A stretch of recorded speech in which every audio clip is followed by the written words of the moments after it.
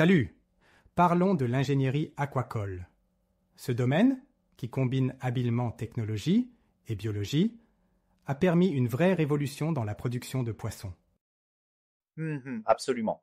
On voit par exemple que l'industrie aquacole mondiale s'est fortement développée grâce à des avancées comme la réduction de la consommation d'eau et l'instauration de systèmes de réutilisation. C'est incroyablement innovant, non? Oui, c'est vraiment fascinant.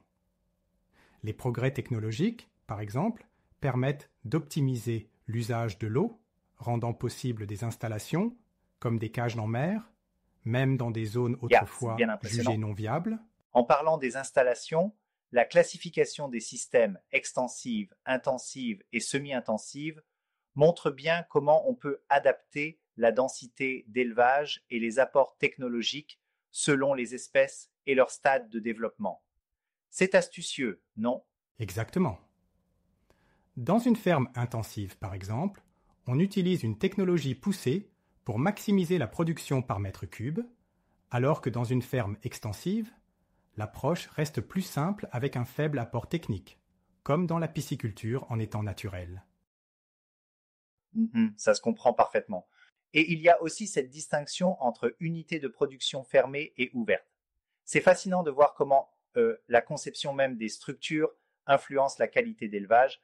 Oui, tout à fait.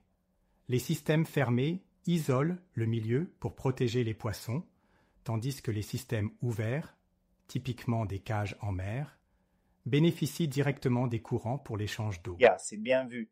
Par contre, je me demande, est-ce que ces systèmes de réutilisation de l'eau et de traitement restent économiquement accessibles pour les petits exploitants? Eh bien, c'est une bonne remarque.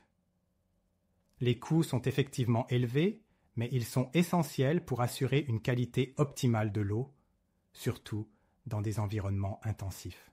C'est vrai, c'est le compromis technologique. Tu mentionnes aussi l'importance des systèmes de surveillance modernes avec l'automatisation, les robots et même la nanotechnologie dans certains cas. Cela transforme vraiment la gestion des fermes, non? Absolument. C'est comme d'avoir un véritable système nerveux pour la ferme. La surveillance continue de la qualité de l'eau et la détection précoce des anomalies permettent d'éviter des pertes catastrophiques.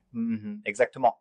Et il ne faut pas oublier l'engagement pour la durabilité, la gestion des déchets, la réduction de l'empreinte en eau, voire l'intégration avec des systèmes comme l'aquaponie, montre que l'industrie s'oriente résolument vers l'écologie. Oui, c'est la beauté de l'ingénierie aquacole.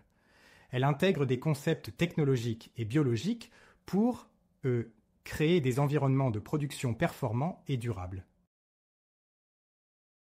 C'est passionnant à réaliser. Alors, en somme, cette approche intégrée va vraiment redéfinir l'avenir de la production piscicole en répondant aux exigences d'une population mondiale en croissance et aux limites de la pêche traditionnelle. Exactement. La montée en puissance des fermes plus intensives et l'usage accru des technologies de traitement et de surveillance montrent un avenir prometteur, sans oublier les thèmes émergents comme la durabilité, la réutilisation de l'eau et même des systèmes intégrés polyculturels. Carrément, c'est une évolution majeure. Merci pour ce passionnant échange. C'est vraiment enrichissant de voir comment des idées simples se transforment en modèles complexes et performants pour nourrir le futur avec un œil sur l'écologie. Merci à toi. C'était un échange très instructif. J'espère qu'on aura l'occasion d'approfondir encore plus ce sujet dans nos prochaines discussions.